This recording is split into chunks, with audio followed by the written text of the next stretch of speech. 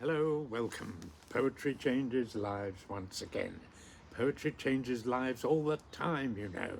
And it's not just my book, though I have experienced the way it's changed my mind, and it's turned me from a miserable, highly depressed kind of person into someone who really had a spring in their step and enjoyed life and understood themselves much better. And, you know, everything good came from poetry for me, and I've count myself very lucky. And nowadays I can't stop talking about poetry, but it does give me a constant source of enjoyment. And you know, there are things in life that do not do that. Quite a few these days. So I recommend this book. Poetrychangeslives.com is the website. You can have a look there if you like and see all about poetry of all kinds. I think it's such a, you know, poetry has been with us since the dawn of civilization, and it seems to get stronger and stronger in my view. People use poetry for enjoyment, for political means, for inspiration, for all kinds of things, and I think it's just wonderful. There aren't many things in this life that have lasted so well since the dawn of civilization, with Homer and Sappho and all those people 2,500 years ago, and we're still going strong with poetry. Here am I sitting talking about it endlessly. Well, on this day in 1564, the Spanish writer Miguel de Cervantes died, aged 69. Cervantes had had an interesting life. He had been a soldier in his youth and a sailor, and he fought at the Battle of Lepanto, that great battle where the Christians sort of stemmed the tide of the Muslim conquest of many parts of the Mediterranean in the 13th, 14th, 15th centuries. And, you know, the Battle of Lepanto was where Don John of Austria mustered a huge force, and it was a naval battle, and they fought off the coast of Greece in the Mediterranean and eventually won. And Christianity was given some breathing space from the Muslim sort of march of conquest.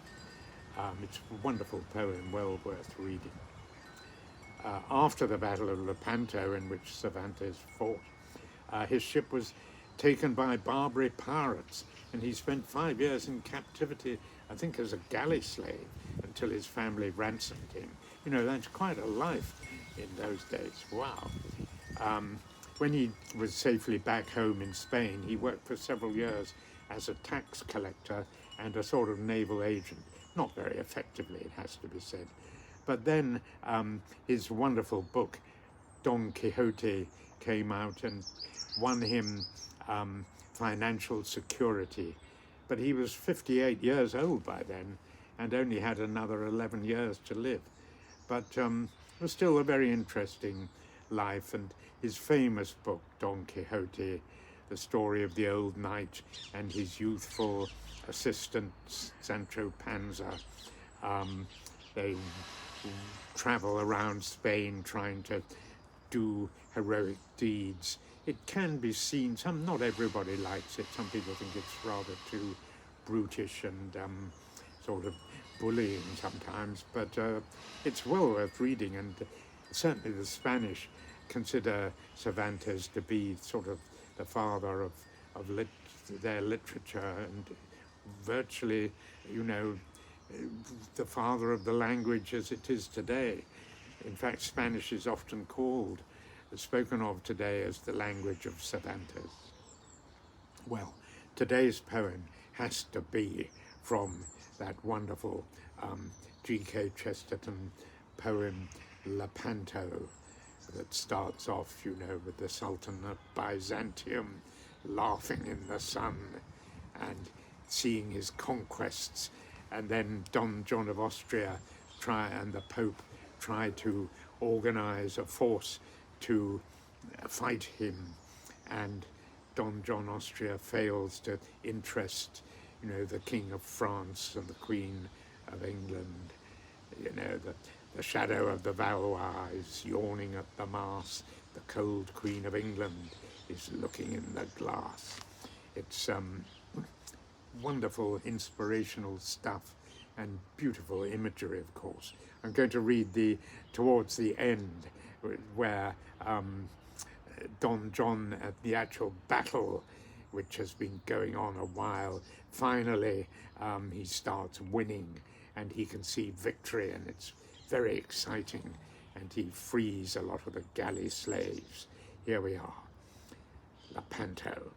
Don John pounding from the slaughter-painted poop, purpling all the ocean like a bloody pirate sloop, scarlet running over on the silvers and the gold, breaking of the hatches up and bursting of the holds, thronging of the thousands up that labour under sea, white for bliss and blind for sun and stunned for liberty. Vivat Hispania, Domino Gloria, Don John of Austria has set his people free. Cervantes in his galley sets the sword back in his sheath. Don John of Austria rides homeward with a wreath, and he sees across a weary land a struggling road in Spain, up which a lean and foolish knight forever rides in vain. And he smiles, but not as sultans smile, and settles back the blade, and John of Austria rides home from the crusade. Stirring stuff, unforgettable imagery. I love that sort of poetry, that sort of narrative poem that really takes you along at a pace and describes victory and exciting, real, historical facts, actually, beautifully portrayed. Not everyone likes Chesterton's writing. Some of his prose is a bit wordy, but I think his poetry is magnificent. Lepanto is one of my all-time favorites. Today I will accept that I don't have all the answers. Not very surprising, that, you may think to yourself. Nevertheless, I will trust that I myself have sufficient unto the day, to this day, a day at a time. And I wish the same for you.